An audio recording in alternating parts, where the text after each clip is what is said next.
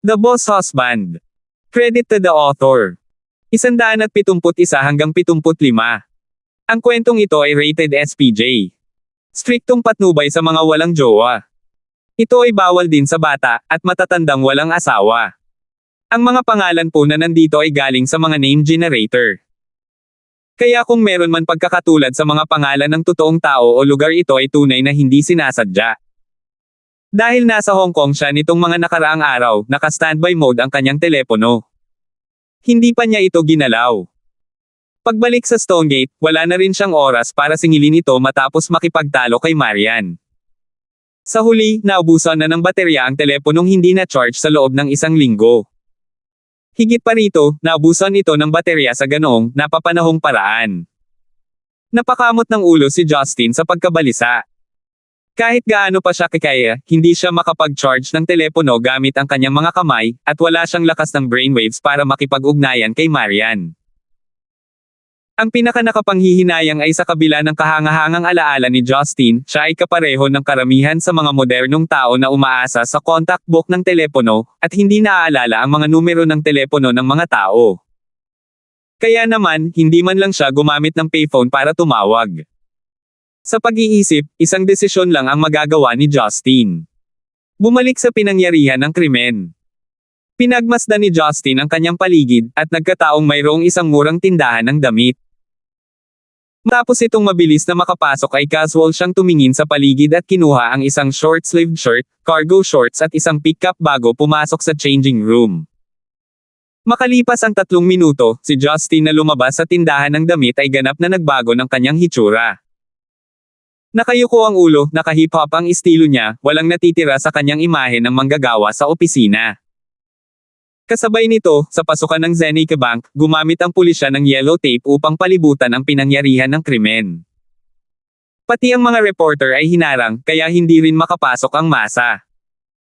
Ang mga pulis sa loob ay nagtanong sa mga executive ng bangko para sa isang detalyadong account ng krimen. Maraming mga tauhan ng surveying ang nakakalap ng konkretong ebidensya ng maayos. Sa oras na ito, ang isang pulang Bentley ay parang streak ng pula habang nagpreno ito sa tabi ng flower bed malapit sa pinangyarihan ng krimen. Si Marian na nakasuot ng puting tracksuit ay nagmamadaling lumabas ng kanyang sasakyan habang nakalugay ang kanyang buhok. Isinara niya ang pinto, at mabilis na naglakad patungo sa police tape. Isang pulis na nagbabantay ang hamarang kay Marian, na may nervyos na ekspresyon ay sinabi niya, "Miss, walang access sa pinangyarihan ng krimen sa sandaling ito. Umalis ka na, may hinahanap ako." Malamig na sabi ni Marian. "Pasensya na miss. Hindi talaga kita mapapasok." Binata ang pulis, medyo namula siya nang makita ang malamig na dilag sa kanyang harapan, ngunit nagpumilit pa rin siya sa kanyang tungkulin. Hindi siya pinansin ni Marian, at pilit na pinapasok. Dahil siya ay isang bihasang CEO ng isang malaking kumpanya, ang karisma ni Marian ay nagpapahina sa pulis, hindi siya nang ahas na gumawa ng puwersang pigilan siya. "Hoy, anong ginagawa mo babae?" Narinig ang matalas na boses ng isang babaeng pulis na sumugod. Nang makitang gustong pumasok ni Marian, kinaladkad niya si Marian pabalik sa pamamagitan ng paghawak sa kanyang siko. Sinubukan ni Marian na lumaya, at galit na tumingin sa babaeng pulis, "Huwag mo akong hawakan." "Hey, bawal kita hawakan. Sino ka sa tingin mo?" Ang pulis ay humahawak ng isang kaso, "Ano ang iyong kinasasangkutan? Ikaw ba ay isang kasabwat ng mga kriminal o isang espesyalista ng pulisya? Bakit kailangan kitang pasukin?" Sarcastic na tawa ng babaeng pulis na iyon. "Sinabi ko na, may hinahanap ako." Tumaas ang boses ni Marian. Dahil isa lang siyang babae na nasa 20s, halatang hindi siya kahanga-hanga gaya ng babaeng policewoman na nasa edad 40. Pinalaki ng babaeng pulis si Marian, pagkatapos ay ngumuso at sinabing, "May hinahanap ka. Ang ginagawa mo ay tinatawag na humahadlang sa opisyal na negosyo. Hindi naman kasi iisa lang ang biktima dito, bakit hindi nakasuhan ang mga kapamilya ng mga biktimang iyon tulad ng ginawa mo? You look like an attractive and intelligent girl, pero kulang ka ba sa utak o ano? Sa tingin mo dahil lang sa maganda ka, nagmamaneho ka ng mamahaling sasakyan, at kailangan ka naming pasukin ng pulis? Sa tingin mo ba may utang sa iyo ang buong mundo? Hindi mo ba nakikita na napakaraming nag-aalalang nanunood at miyembro ng pamilya na sumusunod sa mga patakaran at naghihintay? Habang sinasabi iyon, itinuro ng babaeng pulis ang mga taong nakatayo sa labas ng lugar na kinulong ng mga pulis. May mga tao talaga na tila hindi nasisiyahan sa biglaang pagtatangka ni Marian na pumasok, tiningnan nila siya ng masama. Tahimik na nakatayo si Marian sa kinaroroonan niya, at ang dalawang pangungusap na sinabi ng babaeng pulis ay umalangaw-ngaw sa kanyang isipan. Sa tingin mo dahil maganda ka, nagmamaneho ka ng mamahaling sasakyan, at kailangan ka naming papasukin ng pulis.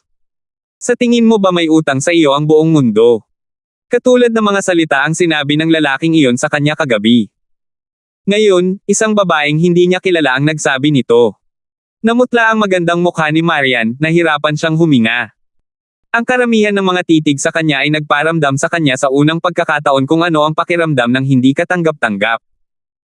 Tahimik na tumalikod si Marian, nagbabalak na bumalik sa kotse, ngunit pagkatapos ng ilang hakbang, ang gusot sa kanyang puso ay nagpabalik-balik sa kanya. Sa tonong nakikiusap, sinabi niya sa babaeng pulis, "Ako, gusto ko lang makita ang isang tao, gusto kong malaman kung ayos lang siya, papasukin mo ba ako please?" Sa natatandaan niya, ito ang unang pagkakataon na gumamit si Marian ng ganoong kahinaan at katamtamang tono para makipag-usap sa isang tao. Mukhang naiintindihan ng babaeng pulis ang kasalukuyang mood ni Marian. Lumambot ang kanyang ekspresyon, ngunit umiling pa rin siya. Ang mga patakaran ay mga patakaran. Kung gusto mong makita ang biktima, kailangan mong maghintay hanggang matapos tayo sa eksena. Nanlumo, kinagat ni Marian ang kanyang labi, tumalikod, at bumalik sa kanyang sasakyan. Pagkaupo pabalik sa kanyang sasakyan, agad na namula ang mga mata ni Marian. Ibinaba niya ang kanyang ulo, at ang kanyang mga luha ay parang sirang perlas na kwintas na isa-isang bumabagsak. Hindi niya alam kung bakit parang gusto niyang umiyak, pero hindi niya napigilan kahit papaano. Marahil ay sinisisi niya ang kanyang sarili, o siya ay nahihiya, o siya ay nakaramdam ng mali. Ngunit sa anumang kaso, naramdaman ni Marian na ang kanyang kapaligiran ay nag-iiwan sa kanyang pakiramdam na walang magawa at walang kapangyarihan sa loob, at ipinaramdam sa kanya na maaaring gumuho siya anumang oras. Pagkatapos makipagtalo kay Justin kahapon, maaaring nakuha niya ang payo ni Yuna, ngunit patuloy siyang nagkaroon ng matinding panloob na labanan sa kanyang isipan. Ang kanyang pagmamataas ay hindi nagbigay daan sa kanya na ibaba ang kanyang ulo sa isang lalaki ng ganoon kadali, ngunit ang mga salitang sinabi ni Justin nang siya ay umalis, ang kanyang determinasyon, ay lubos na nakasakit sa puso ni Marian. Nagdulot ito ng pag-aalinlangan sa kanyang pananalig, at nagpapahina sa kanyang kumpiyansa.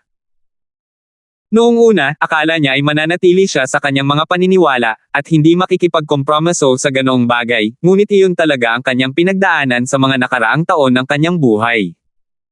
She just needed to be herself, and nobody could force her to change. Sa hindi inaasahang pagkakataon, nang mabasa niya ang mga headline ngayon na binanggit ang pagnanakaw sa bangko, naaninag niya ang mukha ni Justin. Nang kasama sa headline ng balita ang "maraming tao ang nasaktan" at "may malalakas na baril" at iba pang kapansin-pansing pahayag, hindi na nakontrol ni Marian ang kanyang emosyon. Kaagad, pakiramdam niya ay misteryosong nawalan siya ng kontrol sa sarili, hindi man lang nagpalit ng damit at naglagay ng anumang pampaganda, at kinuha na lang ang susi ng kotse niya sa labas ng bahay, at nagmaneho patungo sa pinangyarihan ng krimen. Sa sandaling ito ay dahan-dahang naiintindihan ni Marian. Sa puso niya, ang lalaking kilala niya bilang asawa ay may mahalagang posisyon. Nakaramdam siya ng pag-aalala, pagkabalisa, at kahit na nawala ang kanyang pakiramdam para sa kanya. Habang humihikbi si Marian, dahan-dahan niyang isinandal ang kanyang ulo sa manibela. Nakalugay ang kanyang buhok, na tila nag-iisa at nalulungkot. 171 hanggang 2. Hoy! Nagmamaneho ka ng ganyang kamahal na sasakyan, hindi mo ba alam na dapat mong i-lock ito paglabas mo? Isang boses ang nanggaling sa passenger seat. Biglang inangat ni Marian ang kanyang ulo at tumingin sa tabi niya. Ngumiti sa kanya si Justin na nakasuot ng pink cap. Bakit ikaw? Bakit ano? Ikaw? Gustong itanong ni Marian kung nasaktan si Justin, ngunit nang makita ang kanyang nakaka-relax na nakangiting mukha na katulad ng dati, hindi na nakaimik si Marian. Tumingin si Justin sa babaeng magulo ang buhok at pulang mata. Bumantong hininga siya, pagkatapos ay kumuha ng tissue mula sa tissue box sa kotse, at pinunasan ang mga luha sa gilid ng mga mata ni Marian. Mabilis na binasa ng mga luha ang tissue, at parang bukal na walang katapusan. Napakabilis, naglabas si Justin ng isa pang 3 tissue, ngunit ang mga luha ni Marian ay umagos tulad ng isang naka-unlock na dam, tila walang katapusan ang mga ito. Sumimangot si Justin, bakit ka pa umiiyak? Kung patuloy kang umiiyak aalis na ako. Walang katapusang pag-iyak, balak mo bang huminto? Nang marinig ni Justin na aalis na siya, agad na pinunasan ni Marian ang kanyang mga mata, at nabulunan ng mga hikbi upang pigilan ang kanyang mga luha. Bahagyang nakapout ang kanyang cute at basang bibig, at naaawa niyang tinitigan si Justin habang nananatiling tahimik. Phew! Napabuntong hininga si Justin, lumabas na ang mga luha ng babaeng ito ay maaaring pigilan sa takot, ito ay maaaring ituring na isang magandang karanasan. Nakangiting sabi niya, "Hoy Boss Lysander, hindi mo ba alam na pwede mo akong tawagan? Anong nag-drive ka dito sa gulat kung walang nangyari? Nais mo ring pilitin ang iyong pagpasok. Hindi ito ang estilo ng matalino at mahinahong Boss Lysander." Hinawakan ni Marian ang sulok ng kanyang pantalon gamit ang 2 kamay at marahang sinabi, "Ako ay labis na nag-aalala." Tahimik na nakatingin sa kanya si Justin. Masyadong nag-aalala. Nag-aalala tungkol sa kung ano. Nag-aalala para sa akin. Nag-aalala hanggang sa puntong hindi na siya makagawa ng makatwirang desisyon, sa puntong pilitin siyang pumasok at harapin ang mga pulis. Ang mga eksenang nagbigay sa kanya ng impresyon ng pagiging uto niya ay naging napaka-cute. Habang iniisip niya iyon, naramdaman ni Justin ang init sa loob. Ito ay isang hindi pangkaraniwang pakiramdam ng init, at hindi alam ni Justin kung ito ay isang pag-aalala para sa isang magkasintahan, o pagmamalasakit para sa pamilya. Gayunpaman, bigla siyang nasiyahan sa kasalukuyang humihikbi na tunog ni Marian dahil napagtanto nito ang kanyang lugar sa kanyang puso. Gaano man kakaya ang isang tao, ang mga bagay na ginagawa nila ay para pahalagahan sila, at pahalagahan ng mga taong pinapahalagahan nila. Ang narcissism ay walang katuturang pag-aliw sa sarili. Justin, ayos ka lang ba? Nang makitang tumahimik si Justin, naisip ni Marian na siya ay pisikal na masama o may pinsala sa isang lugar, kaya nagtanong siya kaagad. Umiling si Justin, "Iniisip ko lang, pagkatapos kung paano kita tretuhin kahapon, bakit ka nag-aalala sa akin?" Ibinaba ni Marian ang kanyang ulo, at pagkaraan ng ilang sandali ng katahimikan ay sinabi niya, "Pasensya na, kasalanan ko. Masyado akong matigas ang ulo, humihingi ako ng tawad." Bagamat handa siya sa pag-iisip, nang ibaba ni Marian ang kanyang pagmamataas at sinabi ang mga ganoong salita, nabigla pa rin si Justin, ngumiti siya at sinabing, "Boss Liz Andy, ang biglaang pagbabago mo ay nagparamdam sa akin na ang hamak mong empleyado ay nabigla sa pabor mula sa iyo." Nagpout si Marian, "Hindi mo ako handang patawarin, tama? Hinding-hindi kita kinasusuklaman, ang init ng ulo mo ay dulot ng iyong kapaligiran sa pamumuhay mula pagkabata at sa iyong mga karanasan sa pagtatrabaho. Hindi naman sa hindi ko maintindihan kung bakit mo ginawa ang ginawa mo. Hindi mo ako handang patawarin." Sabi ni Marian nang may katiyakan habang nakatingin kay Justin ng masama. "Bakit?" tanong ni Justin. Nagbuntong hininga si Marian at sinabing, "Noong nakaraan. Hindi mo. Huwag mo akong tawaging Boss Lysander." Saglit na nag-zone out si Justin, at humagalpak ng tawa, "Ang matamis kong asawang si Marian, kaya natutuwa kang tinutugunan ko ng ganyan. Paano ko ilalagay to, para talagang pinipigilan mo yung emosyon mo? Ikaw ang nagpipigil ng emosyon." Ang mga pisngi ni Marian ay kinulayan ng pula sa isang segundo, ang malaking bato na tumitimbang sa kanyang puso ay sa wakas ay naibaba na. Sa wakas ay naniwala siya na hindi kailanman tunay na kinasusuklaman siya ni Justin. Nang makita ang nasisiyahang ekspresyon ng babae, gumagalaw na sinabi ni Justin, "Marian, napansin mo na ba ito? Mas nagiging normal kaming mag-asawa." Ha! Itinaas ni Marian ang kanyang ulo, halatang nalilito kung ano ang ibig sabihin nito. "Binigyan namin ang isa't isa ng malamig na balikat, nag-away, nagtalo, nakipag-ugnayan, at nagkasundo. Nag-alala ka para sa akin, at isinasaalang-alang ko ang iyong mga pangangailangan. Sa totoo lang, ang mga bagay na ito ay mga bagay na nararanasan ng mga ordinaryong mag-asawa sa kanilang pang-araw-araw na buhay. Walang mag-asawa ang maaaring magkasama at manatiling maayos at mapagmahal magpakailanman. Ang mga maliliit na away sa pagitan ng mga mag-asawa ay laging nagdudulot ng pakiramdam ng pagiging bago at pag-unawa tungkol sa ibang kapareha. Ngunit syempre, kulang pa rin tayo ng ilang elemento, tulad ng pakikipag-usap ng matamis sa isa't isa, o pagtulong sa isa't isa, o pag-unawa at pagpapatawad. Dahan daw ang sinabi ni Justin, gayunpaman, sa palagay ko ay umuusad na tayo sa pinakamagandang finish line. Balang araw, maaari din nating taglayin ang pakiramdam ng kaligayahang taglay ng mga ordinaryong mag-asawa. Hanggat may tiwala sa isa't isa sa pagitan namin, ang araw na ito ay hindi masyadong malayo. Tingnan mo, hindi ba't tinanggap mo na ako sa pagtawag sa iyo ng mahal na munting Marian at mahal na Marian? Pagkasabi niyan, commendat si Justin sa kanya. Si Marian ay medyo nagayuma, siya ay walang pakialam na ngumiti at tumango, magsisikap akong magbago. Sa susunod na pupunta ka para sa isang business trip, tatawagan kita para tanungin kung kumusta ka na. Hindi alam ni Justin kung tatawa o iiyak, tila naintindihan ng babaeng ito ang sinabi niya dahil kailangan niya itong tawagan kapag pupunta siya sa ibang bansa para sa isang business trip. Kaya naman mabilis niyang ipinaliwanag, hindi lang sa bagay na ito, maraming maliliit na detalye sa buhay ang magandang paraan para mas maging malapit tayo. Halimbawa, paminsan-minsan ay maaari tayong magpadala ng mga regalo sa isa't isa, o lumabas upang maglakad sa mga lansangan, o manood ng sine, o pumunta sa isang restaurant upang subukan ang ilang mga pagkain na karaniwang hindi natin nakakain.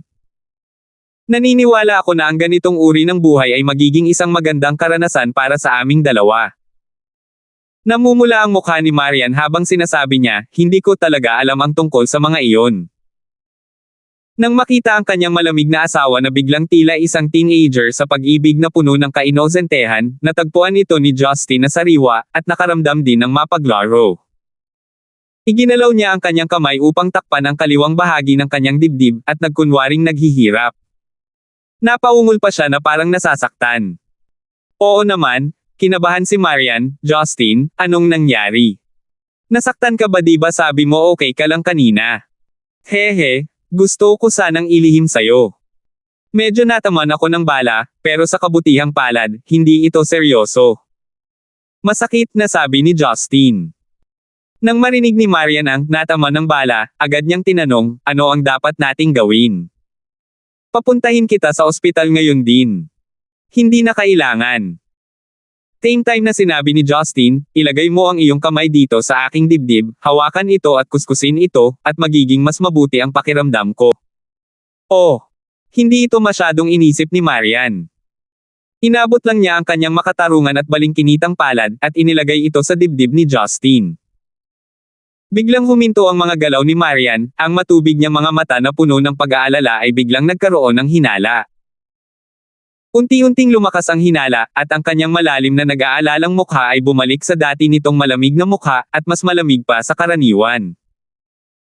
Ngumisi si Marian habang tinanong niya si Justin, anong uri ng sugat ng baril ang kailangan ko lang gawin ay kuskusin ito para bumuti ang pakiramdam mo.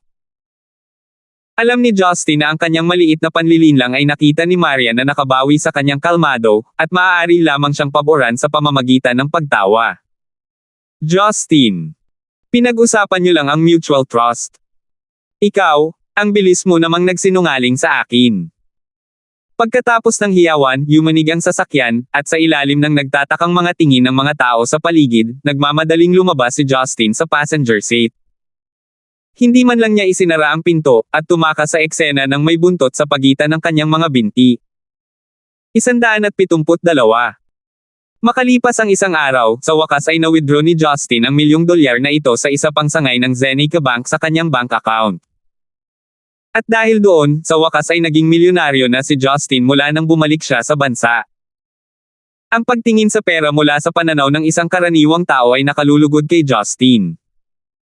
Noong Miyerkules ng hapon, nagkita sina Justin at Jinky sa furniture mall ng Stonegate upang tulungan si Jinky na bumili ng ilang kasangkapan. Lumitaw si Jinky sa isang maputlang dilaw na damit na may puting handbag. Ang kanyang magandang mukha ay pinalamutian ng makeup na nagpapakyut sa kanya. Kuya Gibson. Sa totoo lang, maaari kaming pumunta sa katapusan ng linggo, ngayon ay isang araw ng trabaho, at hindi magandang magbakasyon para dito. Casual na sabi ni Jinky habang naglalakad sila patungo sa furniture mall. Naka-move in ka na, paano ka maghahila-hila sa pagbili ng furniture? Hindi ba kalahating araw lang ang hindi pagtuturo? Ang iyong mga mag-aaral ay hindi maaaring maging hanggal na hindi sila makapasok sa unibersidad dahil ikaw ay wala ng kalahating araw. Walang pakialam na sabi ni Justin. Medyo proud si Jinky habang sinabi niya, isang estudyante sa klase ko ang unang nakakuha ng score sa buwan ng papel noong nakaraang buwan, matalino talaga sila. Naalala ni Justin ang brat na iyon na estudyante rin ni Jinky, kumusta ang resulta ng DD? Palihim talaga ang brat na yun, natuwa ba siya sa pag-iwas sa pag-aaral? Si Didi ay naging masunurin kamakailan, tila ang kanyang ina ay naging mahigpit sa kanya. Ang kanyang mga resulta ay nasa nangungunang sampung ng kanyang buong pangkat, naniniwala ako na siya ay may maraming potensyal. Kung siya ay maaaring maging mas matapat, siya ay maaaring makapasok sa nangungunang tatlo. Naging masigasig si Jinky nang pinalaki ang kanyang estudyante. Medyo nagulat si Justin. Hindi kataka-taka na hindi siya hinanap ng brat para makapaglaro ng ganoon katagal. Kapag paminsan-minsan niyang nilalaro ang Warcraft kasama si Oscar, kahit si Oscar ay nagsabi na si Didi ay hindi nagpupunta para hanapin siya ng matagal. Lumalabas na nagsusumikap siya para sa kanyang finals. Kuya Gibson, mukhang may pakialam ka kay Didi. Tanong ni Jinky na may maasim na tono. Saglit na tinitigan siya ni Justin, pagkatapos ay hinaplos ang kanyang ilong at sinabing, Jinky, hindi ako nagugutom hanggang sa kumain ako ng kahit anong mahawakan ko. Itinikom ni Jinky ang kanyang mga labi at tumango, mukhang mataas ang panlasa ni Kuya Gibson. At least, hindi kami ni Didi kwalipikadong maging pagkain mo. Nakaramdam si Justin ng pait sa loob. Sobra-sobra ang babaeng ito, naging magaling magsalita pagkatapos maging guro. Nagkukunwaring hindi naiintindihan ang ibig niyang sabihin, sinabi niya, anong pagkain? Nandito kami ngayon para bumili ng furniture para sa iyo, huwag mo akong paglaruan ng word puzzles. Si Jinky ay tumingin ng masama habang sumulyap sa kanya, pagkatapos ay sinabing, oh okay. Ayon sa sinabi ni Jinky, kulang na lang ng sofa at dining chair ang apartment kaya dumiretso muna ang dalawa sa sofa department. Nang ipakilala sila ng sales lady sa iba't ibang high-class mahogany at leather sofas, si Jinky ay lubos na natulala sa kanilang mga presyo.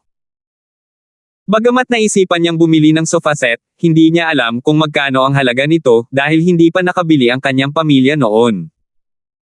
Nang makita niya ang string ng mga numero, maingat na hinatak ni Jinky ang manggas ni Justin, Kuya Gibson, kalimutan na natin ito, pumunta na lang tayo sa mas maliit na tindahan para tingnan. Nakikita ko kahit isang piraso ng mga sofa na ito na mahal. Ngayon ay niregalo ko sila sa iyo, ito ay isang bagay na nararapat sa iyo. Sabi ni Justin. Mahigpit na umiling si Jinky, hindi mangyayari iyon, Kuya Gibson.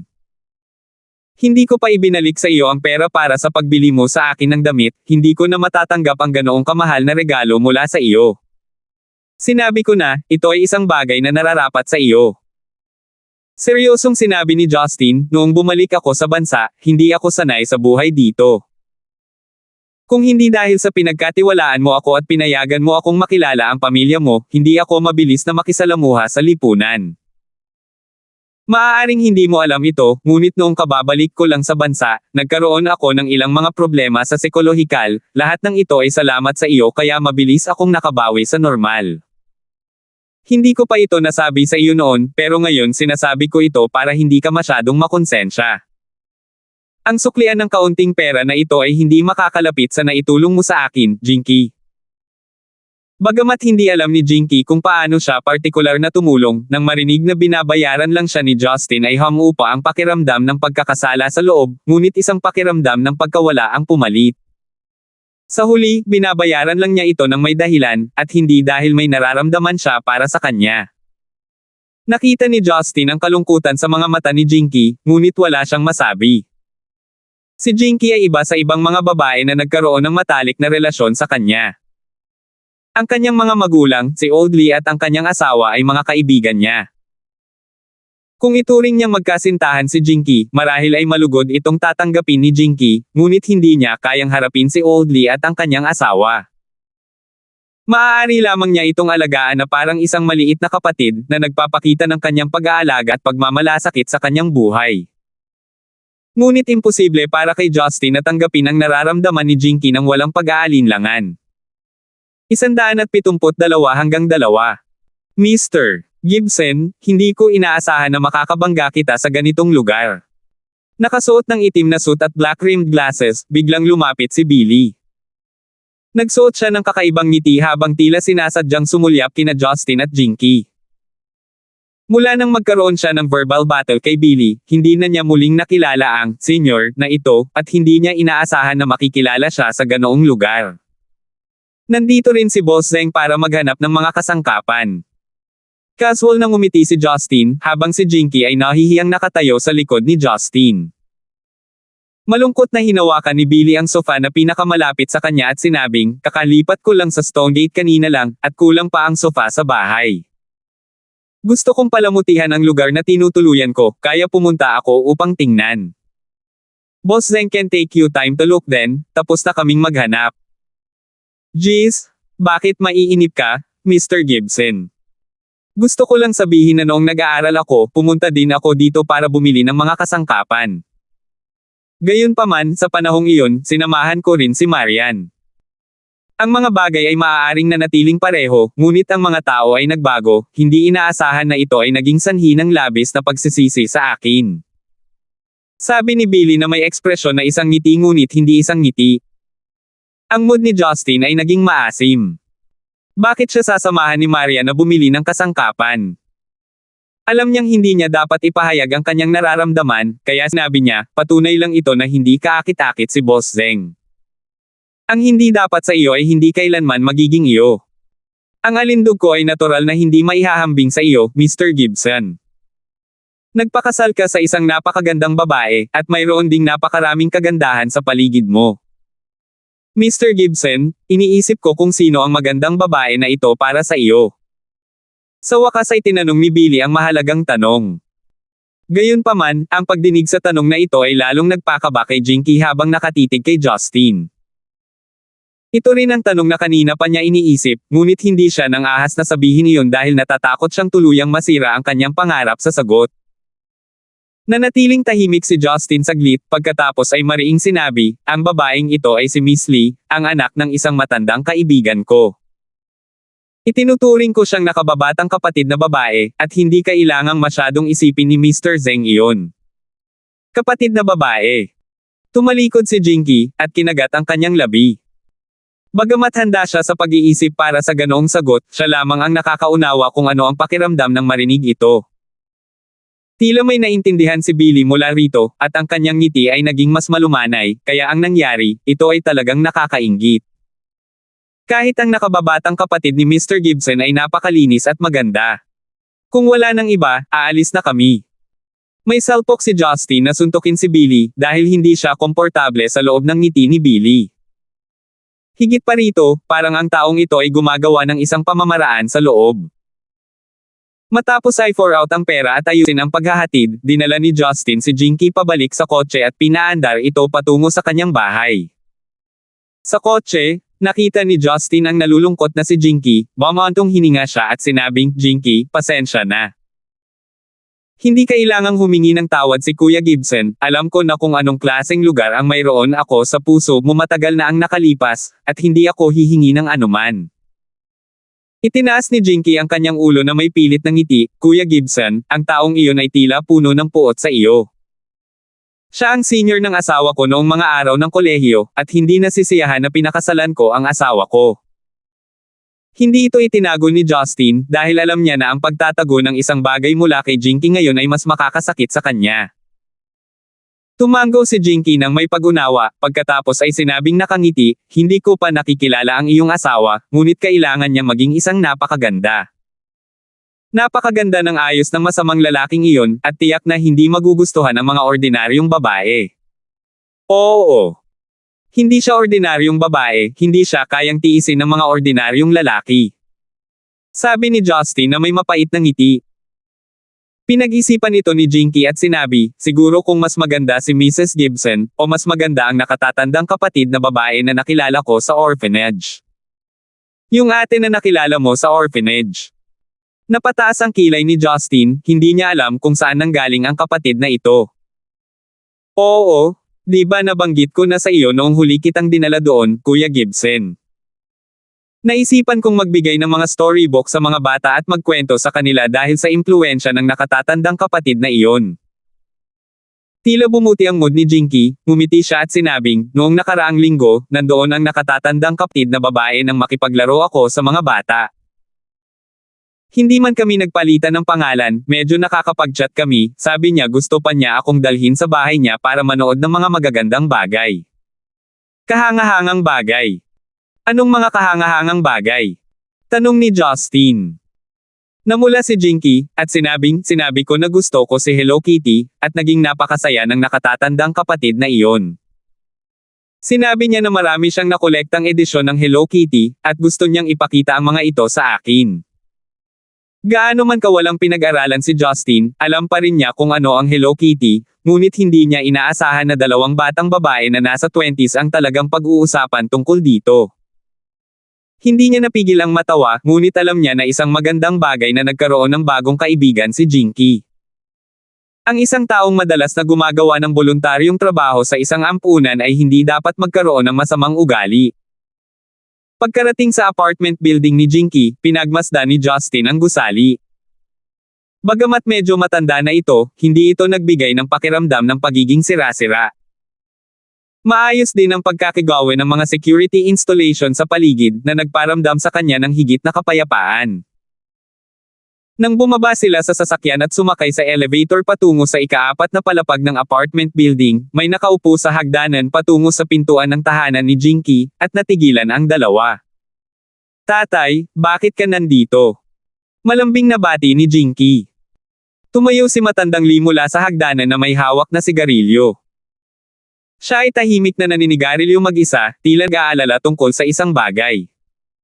Pumunta ako para tingnan dahil nag-aalala ako sa'yo. Magiliw na ngumiti ang matandang Lee kay Jinky, pagkatapos ay bumaling kay Justin at sinabing, Little Gibson, matagal na mula noong huli tayong nagkita. Masasabi ni Justin na hindi masyadong komportable si Old Lee, at naisip niya kung ano ang problema.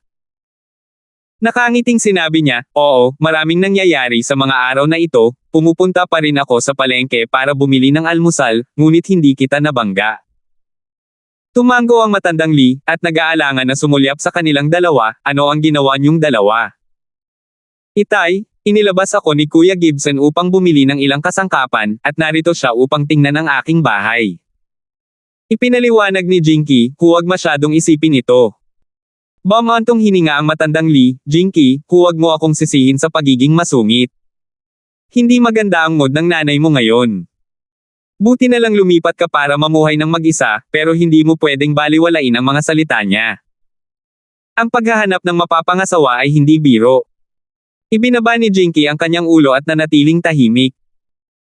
Alam ni Justin na ang mga salitang iyon ay talagang nakadirekta sa kanya, ngunit si Old Lee ay nagbibigay ng mukha sa kanya sa pamamagitan ng mataktikang pagmumungkahi na dapat niyang iwan si Jinky mag-isa.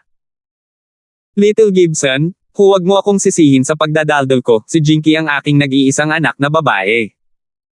Malungkot na ekspresyon ng matandang Lee habang sinabi niya, narinig kong binanggit ni Jinky na kasal ka na, kaya dapat mo ring bigyang pansin ang iyong imahe. Kung masyadong close kayong dalawa, magiging masama sa inyong dalawa. Tumango si Justin bilang pag-unawa, nang makita ang maputlang mukha na si Jinky, nakaramdam siya ng kawalan ng magawa sa loob. Sa bandang huli, hindi pa siya nakaka-assimilate ng maayos sa lipunan.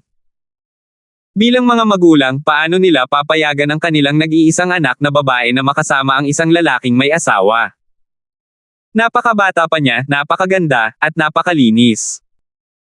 Palagi niyang pinasimple ang mga bagay ng natural, at madalas na napapabayaan ang damdamin ng mga ordinaryong tao. Sa sitwasyong ito, hindi na niya dapat gawing mas mahirap ito para kay Old Lee at sa kanyang asawa. Marahil ang paglayo kay Jinky ay makabubuti sa lahat. Jinky, sapat na para malaman ko na ligtas ang tahanan mo, aalis na ako. Makinig ka sa tatay mo at huwag mong itago ang nanay mo. Sabi ni Justin. Namumula ang mga mata ni Jinky habang mahinang sumagot, okay. Hindi nagtagal si Justin, pagkatapos batiin si Old Lee, umalis siya sa apartment building. Habang pabalik sa kumpanya, naisip ni Justin ang oras na kababalik niya sa bansa. Ang mga eksena ng masayang pakikipag-ugnayan kay Old Lee at sa kanyang pamilya ay lumipas, at nakaramdam siya ng pagkakasala sa kanila. Kaya, nagpasya siyang iwasang magkusa na makipag-ugnayan kay Jinky para sa kapakanan ng matandang mag-asawa. Pagbalik niya sa kumpanya, na-overwhelm ang mga kasamahan niya sa public relations sa trabaho. Kahit na ang pinaka-relax sa mga kababaihan ay abala sa trabaho o patuloy na gumagawa ng mga tawag sa telepono habang pinipilit nila ang kanilang sarili na magsalita ng malumanay sa mga customer. Biglang naramdaman ni Justin na siya ay wala sa lugar. Mabuti sa mga araw kung saan ang lahat ay hindi masyadong abala, ngunit sa panahon ng abalang tulad nito, awkward para sa isang walang trabaho na tulad niya. Naglakad si Justin sa kanyang booth at binuksan ang computer. Matapos maglaro ng ilang oras, si Hannah na pinakamalapit kay Justin ay naglagay ng dokumento sa kanyang mesa at sinabing, "Justin, tulungan mo akong ipasa ang dokumentong ito kay Sister Melinda na nasa opisina. Kailangan kong makakita ng kliyente ngayon, salamat." Pagkatapos sabihin niyon, kinuha ni Hannah na nakasuot ng pulang damit ang kanyang portfolio at dali-daling tumakbo palabas. Walang magawang ngumiti si Justin, pagkatapos ay kinuha ang dokumento, naglakad patungo sa punong tanggapan ng departamento ni Melinda, at kumatok sa pinto. "Pumasok ka." Binuksan ni Justin ang pinto. Ito ang unang pagkakataon na pumasok siya sa opisinang ito mula nang umalis si Talia sa opisinang ito. Ang taong nakaupo ngayon sa upuang iyon ay si Melinda na ngayon. Nang makitang naging executive ng kumpanya ang kawawang empleyado ng public relations na binubuli ni Department Head Ma, nalungkot si Justin kung gaano kabilis lumipas ang oras. Si Melinda ay kasalukuyang nakaharap sa screen ng computer, at mabilis na nag-type sa keyboard. Nang makitang pumasok si Justin, medyo nagulat siya, ngunit agad ding sinundan ng isang magiliw na ngiti. "Hiniling sa akin ni Hannah na ibigay ito sa iyo, nagmamadali siyang makipagkita sa isang kliyente." Inilagay ni Justin ang dokumento sa mesa. Tumango si Melinda, "Salamat." Nakita ni Justin na abala siya, kaya tumalikod siya para umalis, ngunit nang lalabas na siya ng silid, tinawag siya ni Melinda. "Justin, may maitutulong ka ba sa akin?" tanong ni Melinda. "Siyempre, ako ang may pinakamaraming libreng oras sa departamentong ito." Nakangiting sabi ni Justin. Melinda pursed her lips and rolled her eyes at him. "Ganito kasi, mamayang hapon, plano kong pumunta sa venue ng Autumn Fashion Show para makipagkita sa taong namamahala sa panig ng Darkwater Science at Technology. Ang mga modelo mula sa iba't ibang kumpanya ay nagiging pamilyar na sa runway. Kailangan kong i-verify ang level of completion ng venue, at tingnan ang runway, pwede ka bang sumama sa akin?" Kahit na siya ay nasa department head level na, si Melinda ay hindi bumili ng kotse para sa kanyang sarili. Sa isang banda, kailangan niyang harapin ang mga gastusin niya sa bahay, at sa kabilang banda, mas mabuting sumakay na lang ng taxi kaysa magmaneho sa Stonegate. Naturally, walang pakialam si Justin. Bagamat hindi niya malinaw kung bakit gusto siya ni Melinda na sumama sa kanya, mas mabuting maging tsuper siya kaysa manatili sa opisina bilang isang out-of-place na empleyado. "Tatay, bakit ka nandito?" malambing na bati ni Jinky. Tumayo si matandang Lee mula sa hagdanan na may hawak na sigarilyo. Siya ay tahimik na naninigarilyo mag-isa, tila nag-aalala tungkol sa isang bagay. "Pumunta ako para tingnan dahil nag-aalala ako sayo." Magiliw na ngumiti ang matandang Lee kay Jinky, pagkatapos ay bumaling kay Justin at sinabing, "Little Gibson, matagal na mula noong huli tayong nagkita." Masasabi ni Justin na hindi masyadong komportable si Old Lee, at naisip niya kung ano ang problema. Nakangiting sinabi niya, "Oo, maraming nangyayari sa mga araw na ito, pumupunta pa rin ako sa palengke para bumili ng almusal, ngunit hindi kita nabangga." Tumango ang matandang Lee, at nag-aalangan na sumulyap sa kanilang dalawa. "Ano ang ginawa niyong dalawa?"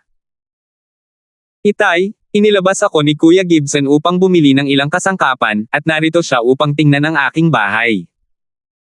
Ipinaliwanag ni Jinky, "Huwag masyadong isipin ito. Bumantong hininga ang matandang Lee, Jinky, huwag mo akong sisihin sa pagiging masungit.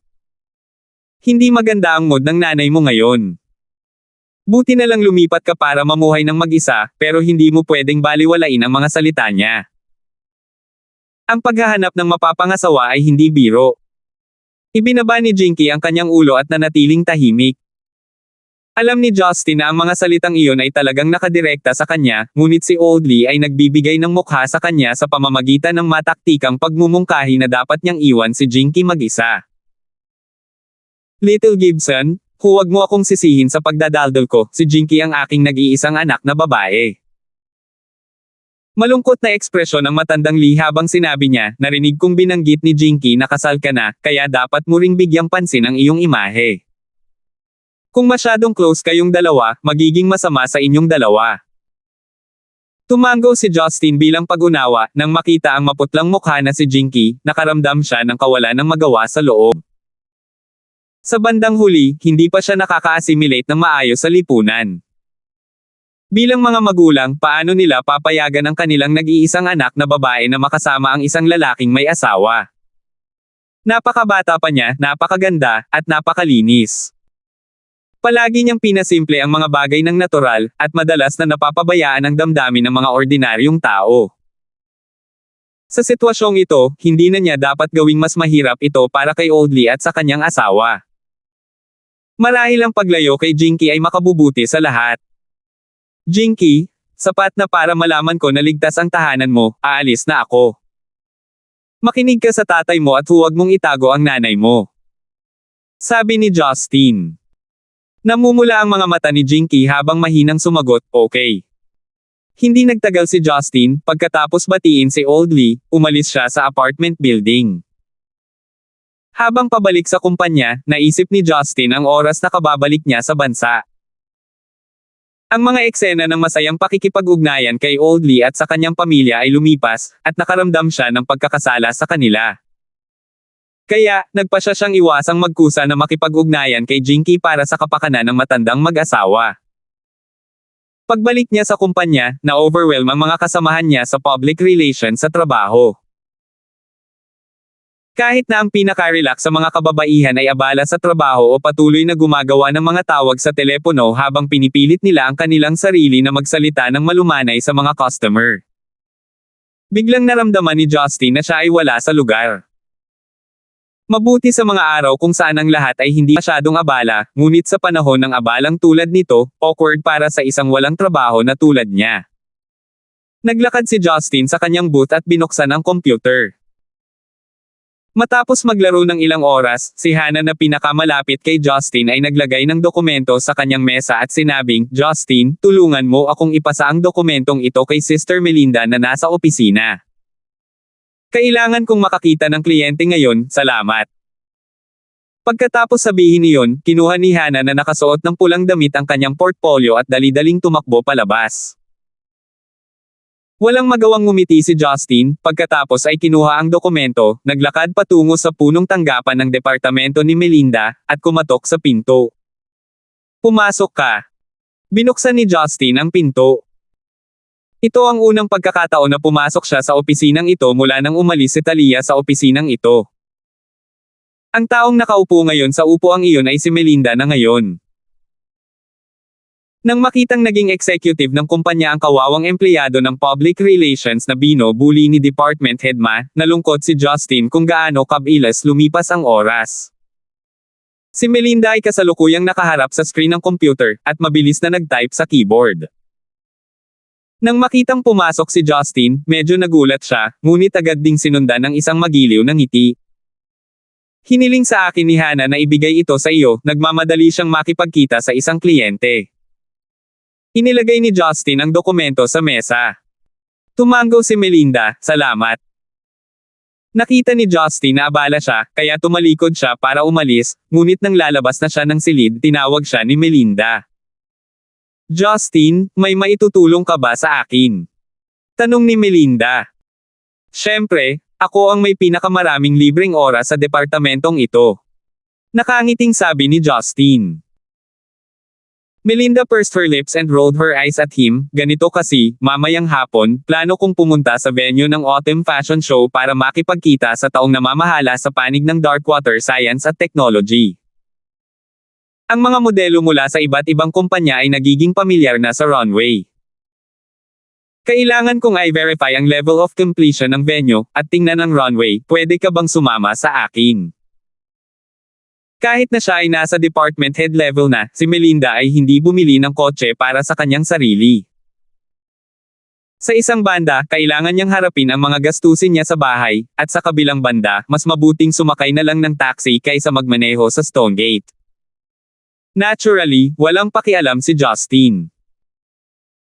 Bagamat hindi niya malinaw kung bakit gusto siya ni Melinda na sumama sa kanya, mas mabuting maging tsuper siya kaysa manatili sa opisina bilang isang out-of-place na empleyado.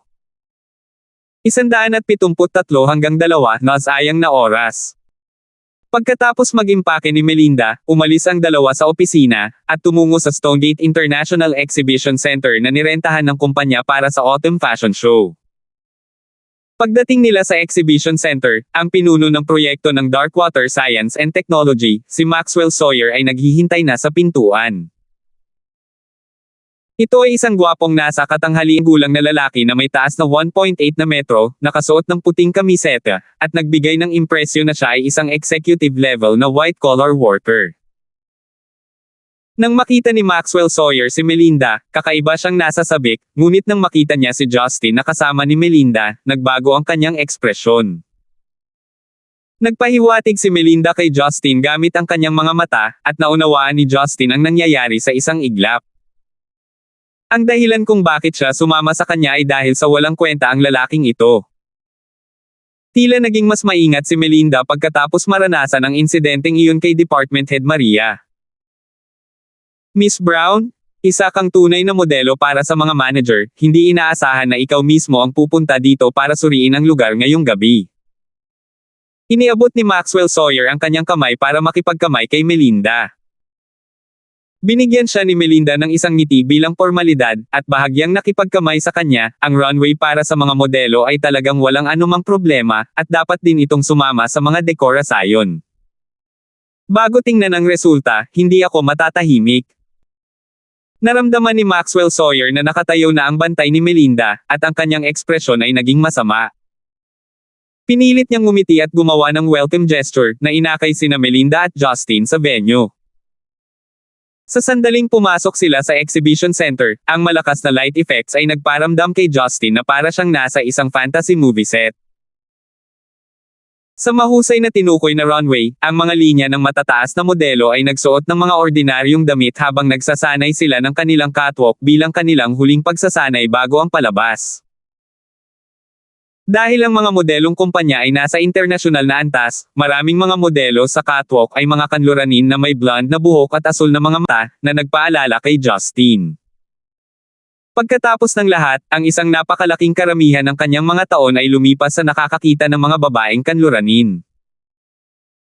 Alam ng direktor ng Darkwater Science at Technology na si Maxwell Sawyer na wala siyang pagkakataon na maging mas malapit kay Melinda ngayon, kaya nagbigay siya ng ilang mga dahilan at umalis. Umikot si Melinda sa exhibition center kasama si Justin, pagkatapos ay nakahinga ng maluwag at nakangiting sinabi, mukhang ayos na ang lahat. Ang entablado at mga ilaw ay nasa kalidad na inaasahan namin. Ang proyektong ito ay karaniwang maaaring iulat bilang nakumpleto sa mga nakatataas. Hindi ka ba makikipag-ugnayan sa mga modelo? Tanong ni Justin. Sinabi ni Melinda na may kakaibang ngiti, ikaw ang gustong makipag-ugnayan sa kanila, di ba? Napansin ko na ang mga mata mo ay patuloy na sumilip sa mga modelo, hindi talaga maganda ang mga lalaki. I am purely admiring the way they catwalk. Hindi naman masamang ugali ang paghanga sa magagandang bagay, di ba? Sana nga, kung hindi, magkakamali ako sa iyo. Si Melinda ay tumingin sa kanya nang may kawalan ng tiwala at sinabi, huwag mong itaboy ang lobo at hahayaan mong makapasok ang leon. Ngumiti si Justin, kahit isa akong leon, hindi mo ako papapasukin, di ba? Namula si Melinda dahil medyo malabo ang tanong na ito, kaya binago niya ang mga paksa. Sa totoo lang, minsan naiinggit ako sa mga modelong iyon na laging nakakalakad ng may kumpiyansa at mukhang malaya. Lahat sila ay kulang sa boobs, ano ang dapat inggit? Bulong ni Justin. Kulang sa boobs.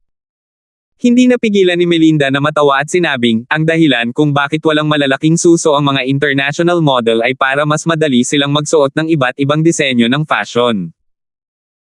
Palibhasa'y pinapuna mo, parang nakakaawa silang mga runway ng paliparan.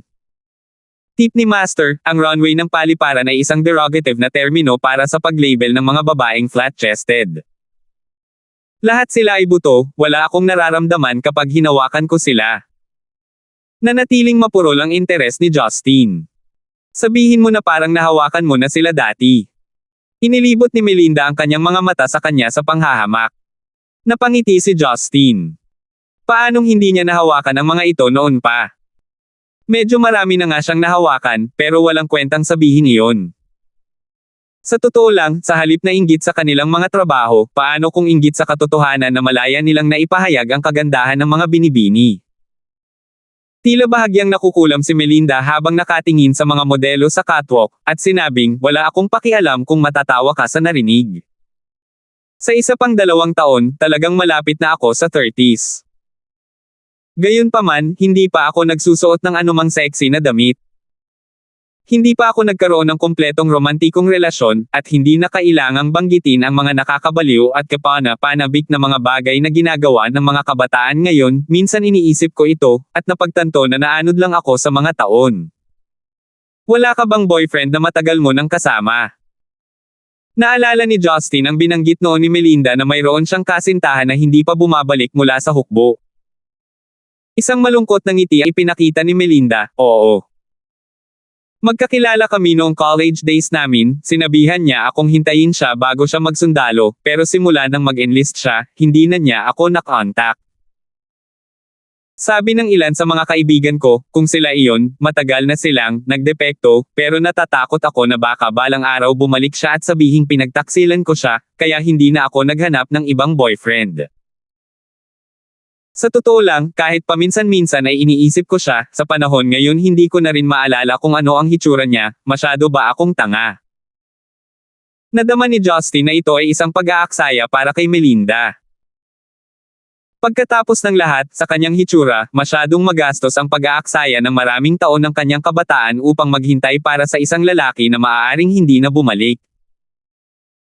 Gayunpaman, ito ay kanyang pribadong bagay at hindi magandang magsabi ng labis, kaya sinabi niya, sa tingin ko ay ayos lang basta sa tingin mo ay sulit ito. Ganun ba? Bahagyang ngumiti si Melinda, totoo iyon. Dahil medyo gabi na, iminungkahi ni Melinda, dahil nagsumikap ka bilang driver ko at tinulungan akong harangan ang isang langaw, ililibre kita sa hapunan. Saan? Nakaramdam din ng gutom si Justin. Ang aming karaniwang lugar. Sabi ni Melinda sabay kindat. 174.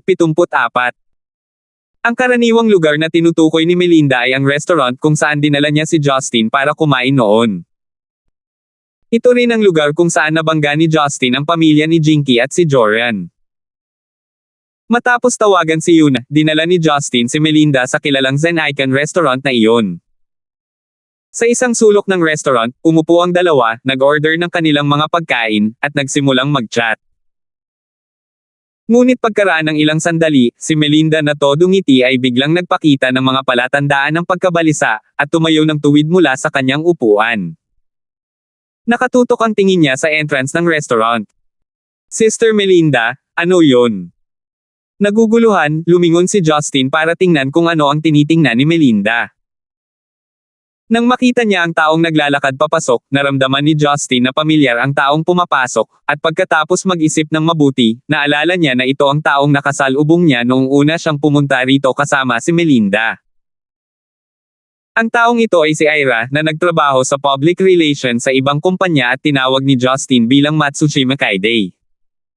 Tip ni Master, si Matsushima Kaide ay isang JAV star.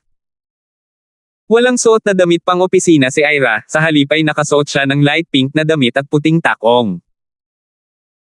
Sa kanyang maliit na figure ay na bumagay sa kanyang mukha na pinalamutian ng eyeshadow at lipstick, siya nga ay puno ng petite charm. Hindi siya nagdala ng dalawang subordinate tulad ng huling pagkakataon, at sa halip ay nakabitin sa isang matangkad na lalaki na may magkabilang braso, na mukhang masaya. Ang lalaking iyon ay nakasuot ng angkop na Armani suit. Ang makinis niyang kurba at ang checkered pattern ng suit ay tila punong-puno ng karisma ang lalaki. Medyo malaki ang pangangatawan ng lalaki na may maputlang balat, matalim na kilay, at matingkad na mga mata. Naglalakad sa tabi ni Ira, naakit niya ang lahat ng mata sa restaurant. Hindi naintindihan ni Justin kung bakit nagkaroon ng matinding reaksyon si Melinda. Kahit na si Ira ay isang kalaban sa parehong propesyon, si Melinda ay mahinahong nakipag-usap sa kanya sa huling pagkakataon, at hindi siya nataranta.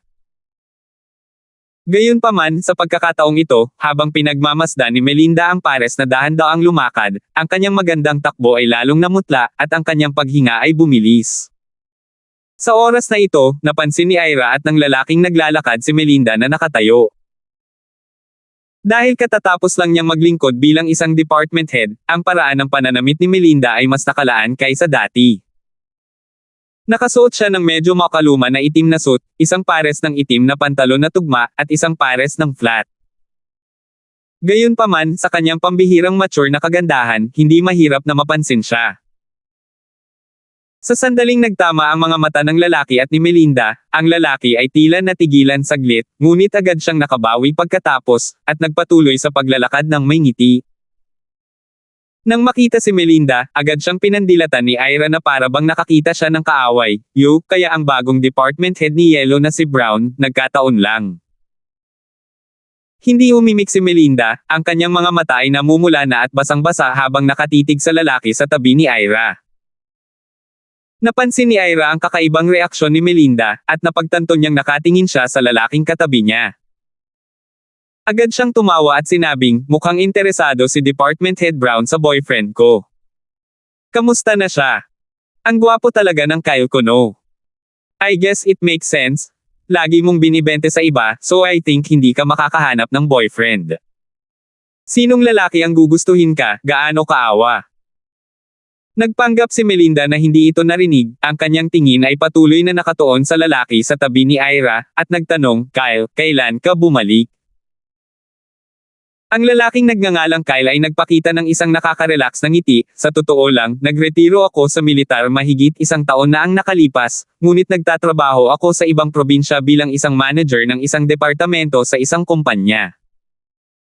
Bumalik ako sa Stonegate 2 buwan na ang nakalipas, at naging direktor ng sangay dito. 1 taon na ang nakalipas.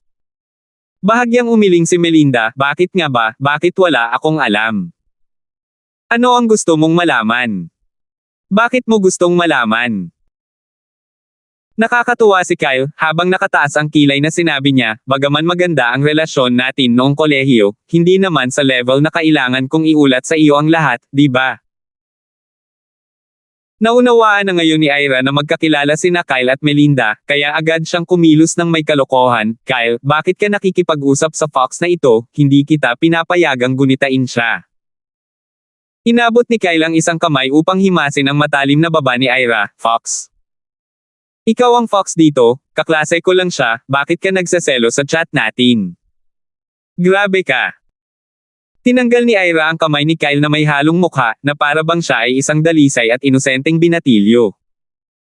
Kinagat ni Melinda ang kanyang labi, huminga ng malalim at malungkot ng ngiti na sinabi, mga matandang kaklase. Ilang taon na ang nakalipas sa istasyon ng tren, hindi ko alam kung sino ang nagsabi sa akin na kailangan kong maghintay para sa kanya, at sinabi sa akin na babalik siya upang manirahan sa akin magpakailanman, Kyle, talagang binaygo mo ako. Sa wakas ay naunawaan ni Justin na umupo sa tabi nila, ang lalaking ito ay ang nobyo sa hukbo na hinihintay ni Melinda, ngunit tila pinaglaruan ng lalaking ito ang damdamin ni Melinda. Kumunat ang noo ni Kyle at sinabing, Melinda, bata pa kami at walang malay noong kolehiyo. Tinatreto mo ang isang bagay na basta-basta sinasabi bilang isang pangako magpakailanman, ngunit paano mabibilang ang mga bagay na iyon? Hindi ako naniniwala na hindi ka pa naghanap ng lalaking haharap sa kalungkutan mo.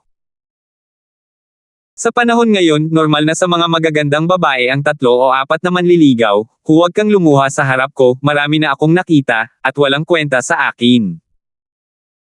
Namumula ang mukha at nagngangalit ang mga ngipin, sinabi ni Melinda, ikaw ay walang hiya at vulgar. 174 hanggang 2,000 men rider. Hindi nasisiyahan, malamig na ngumuso si Kyle at sinabing, Melinda, kahit na magkaklase tayo, pakisuyong bantayan ang iyong ugali. Maaari kitang panagutin sa pagsasabi ng mga ganyang salita sa publiko. We were never that close, short relationship lang nung college. The most I did was held your hand, we've never even kissed, not to mention touch your body. Kung inaasahan mong mananatili akong tapat sa iyo sa loob ng maraming taon at babalik dito para pakasalan ka dahil doon, tiyak na nananaginip ka. Tama na yan. Si Ira na nakaintindi sa nangyayari ay labis na natuwa, at patuloy na kinukutya si Melinda, naisip ko kung ano ang relasyon ninyo ni Kyle, kaya nasa level lang ng holding hands. Gusto mo bang magustuhan ka ni Kyle niyan? Melinda, masyado kang walang hiya. Ngayon lang ako mahal ni Kyle, isang matandang dating tulad mo ang dapat mawala. Pinigilan ni Melinda ang kanyang mga luha, at sinabing may panunuya, Kyle, ikaw ay tunay na matalino. Ako ang nabulag at nagkamali. Gayunpaman, mukhang hindi ka ganoon kagaling sa pagdedesisyon, dahil nagustuhan mo ang isang Tucson men rider, tulad ni Ira, sa palagay ko ito ay maituturing na kabayaran sa pagtataksil sa akin. Melinda. Sinong tinatawag mong 8,000 men rider? Galit na sagot ni Ira. Pinigilan ni Kyle ang pagkabalisa ni Ira, Jeez babe, bakit ka nagagalit, hindi mo ba nakita na nagdala din si Melinda ng manliligaw? Habang sinasabi niya iyon, itinuro ni Kyle si Justin na nagpapanatili ng katahimikan, at nakangiting sinabi, Melinda, hindi rin maganda ang iyong panlasa, hinahayaan mo ang isang bansang bumpkin na tulad nito na pumutok sa iyo. Mukhang marami kang nakipaglaro sa mga lalaki sa mga nakaraang taon. Nabalitaan ko na isa ka na ngayong department head, sa tingin ko ay hindi naging madali ang pagpunta sa post na iyon. Iminumungkahi ko na tumigil ka sa paglalaro ng napakapanganib, kung ikaw ay nagkasakit, wala akong gaanong pera para ipahiram sa iyo upang gamutin ito. Kung tutuusin, nasa kalagitnaan pa rin ako ng pag-asenso sa aking career. Ingatan mo ang iyong sarili, ito ang payo ko sa iyo bilang isang matandang kaklase. Ha ha ha. Masayang tumawa si Ira, well said Kyle, mahal na mahal kita. Habang sinasabi niya iyon, tumalon si Ira at hinalikan ang pisngi ni Kyle, mapang-akit siyang tumingin kay Kyle na may ekspresyon ng pagkagusto. Mapanakit na tiningnan ni Kyle sina Melinda at Justin, pagkatapos ay ngumiti, hayaan mong sabihin ko ito sa iyo, Melinda, ngayong nakabalik na ako sa Stonegate, plano kong manirahan dito. Mas mabuting huwag ka nang magpakalat ng kalokohang kwento mo. Hindi ako kailanman nangako sa iyo, at hindi ako humingi ng anumang pangako mula sa iyo. Itong mga random na kasinungalingan na ginawa mo ay walang ebidensya, sa tingin ko lahat sila ay kathang-isip lamang. Dapat panoorin mo ang sinasabi mo, kung hindi, huwag mo akong sisihin sa pagiging impolite. Habang sinasabi niya iyon, binigyan niya ng nagbabantang tingin si Melinda, pagkatapos ay kinaladkad si Ira. Sandali lang. Si Justin ay nakaupo kanina at malungkot na tumayo at tinawag si Kyle. Lumingon si Kyle, pagkatapos ay nagtanong ng may pagmamalaki, ano, gusto mong magsalita para sa iyong babae bilang isang bayani? Sinulyapan ni Justin si Melinda na tahimik at mapula, pagkatapos ay bumantong hininga at sinabi kay Kyle, ako ay isang tagalabas sa nangyari sa pagitan mo at ni Sister Melinda, kaya hindi tama na makialam ako. Gayunpaman, sinabi mong babae ko si Sister Melinda, kaya kailangan kong tanggihan ito. Walang nangyayari sa pagitan namin ni Sister Melinda. At saka, ininsulto mo ako kanina, ito ay dapat isaalang-alang na isang personal na pag-atake. Kailangan mong time time na humingi ng tawad sa akin ngayon din. Humihingi ng tawad. Parang narinig ni Kyle ang isang magandang biro, masaya niyang sinabi, Brat, alam mo ba kung saang sangay ako ng hukbo? Ano? Field Operation Soldier, Special Forces, dalubhasa ko sa paghuli ng mga kriminal, at nakapatay ng maraming tao. Pagmamalaki ni Kyle. Umiling si Justin, walang kinalaman sa akin iyon, tinatanong ko lang kung hihingi ka ng tawad. Humihingi ng tawad. Wala naman akong sinabing mali, bakit kailangan ko pang humingi ng tawad? Paano kung hindi ako humingi ng tawad, ano ang magagawa mo sa akin? You should just apologize. I don't feel like blow up this matter and affect everyone who are eating here. Sabi ni Justin habang tinitingnan ang kanyang paligid. Malamig na ngumuso si Kyle at sinabing, ang mga salita mo ay umutot lang sa akin. Hayaan mong sabihin ko sa iyo, kung patuloy kang kumilos ng masama sa harap ko at humihingi sa akin ng tawad, ibababa kita dito mismo. Bago pa matapos magsalita si Kyle, umakyat na si Justin sa Kyle sa isang hakbang, napakabilis na para siyang multo. Lumabo ang paningin ni Kyle, at ang kanyang katawan ay hindi mapigil ang umangat. Matapos mahawakan ng napakalaking puwersa ang kanyang kamay, lumipad pasulong ang kanyang katawan. Bang! Clink-clink! Ang matipunong katawan ni Kyle na mahigit 1.8 na metro ang taas ay biglang na-curve sa gitna ng hangin sa balikat ni Justin, at bumagsak ng malakas sa mesa sa likod ni Justin. Ang mesa ay nahati sa pamamagitan ng napakalaking puwersang iyon, ang mga pagkain at inumin na nasa ibabaw nito ay nahulog sa buong lupa, ang mga mangkok at mga plato ay nabasag, nabahira ng mamahaling Armani suit ni Kyle. Naghiyawan sa takot ang mga bisita sa restaurant. Marami sa kanila ang mabilis na umalis sa kanilang mga upuan at nagtago sa malayo para panoorin ang mga nangyayari. Para naman kay Melinda at Ira, ang dalawang babae ay nakatayo doon na tulala. Para bang hindi sila makapaniwala na sa isang kisap mata, si Kyle na kanina pa nakangiting nagsasalita ay itinapon na sa balikat ni Justin at bumagsak sa lupa. Lumapit si Justin sa kanya, at tinapakan ang kanyang dibdib. Si Kyle na nabahira ng iba't ibang pagkain ay mukhang kaawa-awa, naubos siya dahil sa gulat, at medyo malabo ang kanyang kamalayan. Kung sasabihin kong humingi ka ng tawad, humingi ka lang ng tawad, sa tingin mo ba madali para sa akin na gumastos ng pera at kumain ng masarap? Buti na lang hindi ka humingi ng tawad, sinasabi mo pa sa akin na galing ka sa Special Forces at gusto mo akong patumbahin ha. Pinakaayaw kong pinagbantaan. Pagkatapos niyang sabihin iyon, nilagyan ni Justin ng kaunting lakas ang kanyang paanana sa dibdib ni Kyle. Hu!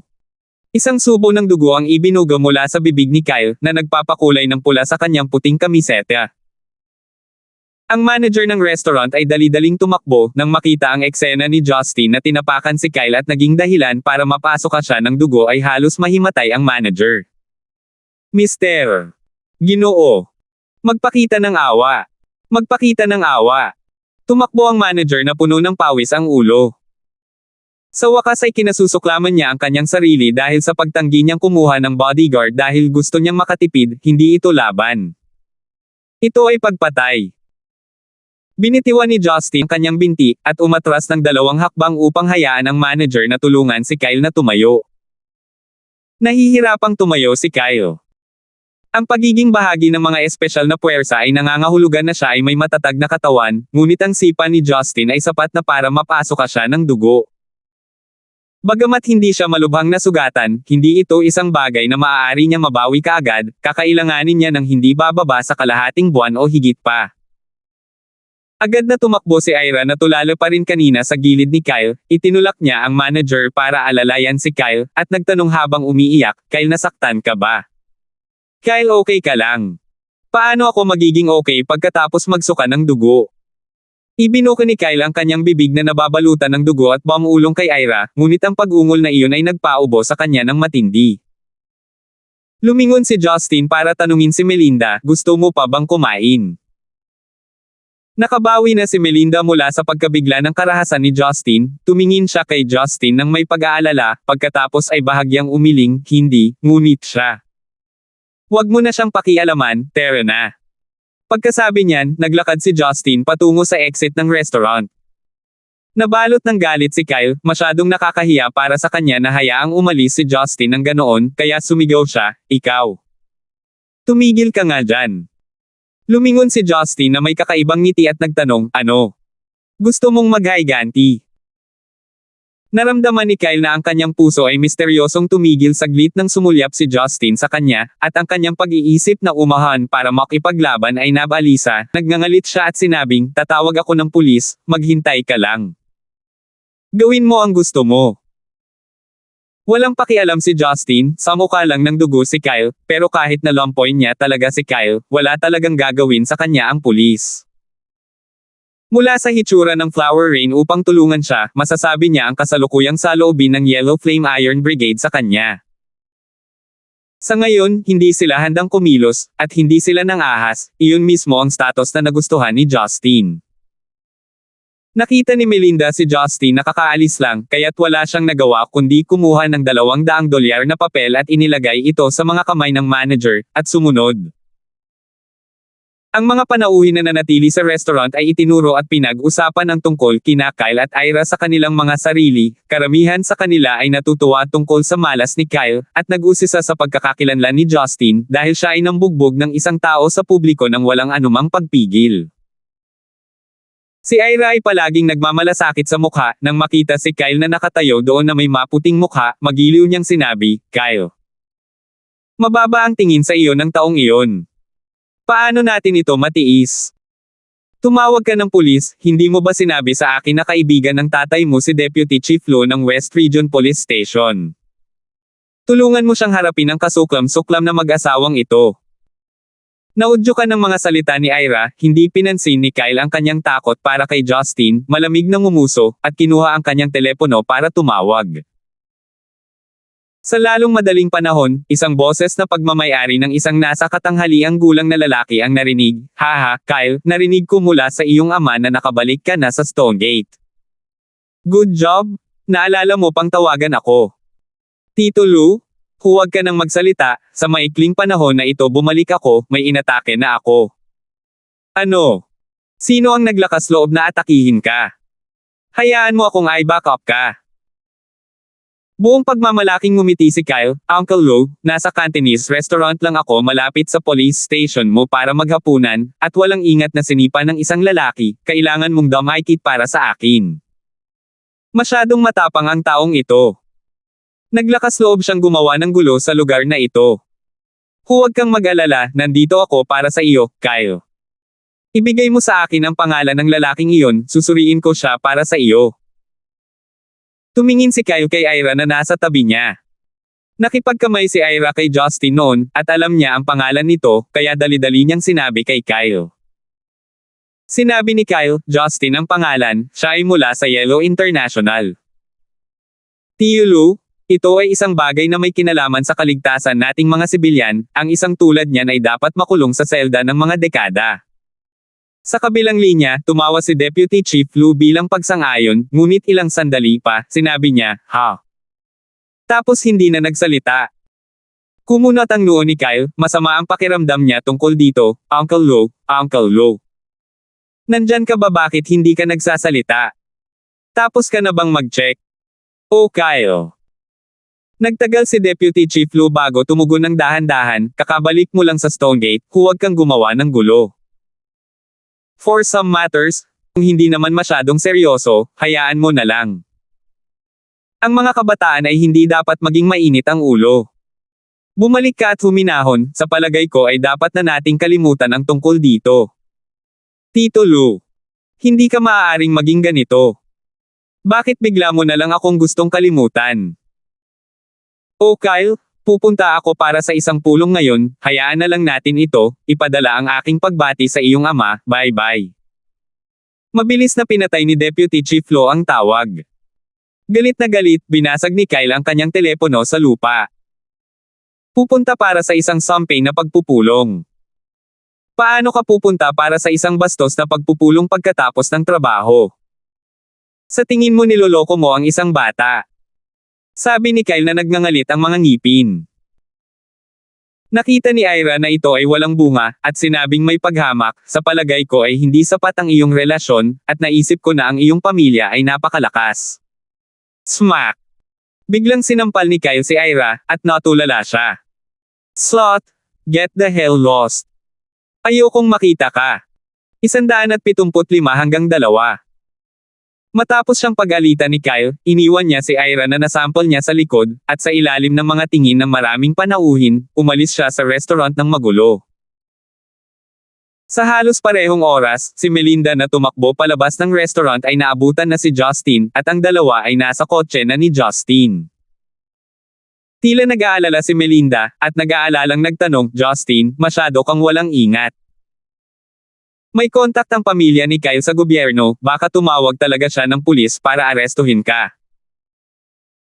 Tumingin si Justin kay Melinda na may bahagyang ngiti, ang kanyang kumpiyansa at kaakit-akit na mukha ay puno ng pag-aalala. Sister Melinda, pakiramdam ko ay labis akong nasisiyahan. Ano? Hindi siya maintindihan ni Melinda. Binagbog ko ang boyfriend mo, pero concern ka sa akin. Dapat ba akong magpaputok? Biro ni Justin. Ibinaba ni Melinda ang kanyang ulo, at same time na sinabi, hindi ko siya boyfriend, isa lang akong hanggal na babae na maraming taon ang nagkakamali. Isang magandang babae ang gustong makasama ng ibang lalaki hanggang sa tumanda silang dalawa mula noong college days niya. Bagamat biglang nagsundalo ang lalaking iyon at sinabihang hintayin siya sa istasyon ng tren, tinupad pa rin ng babae ang simpleng pangakong iyon ng walang pagdadalawang isip.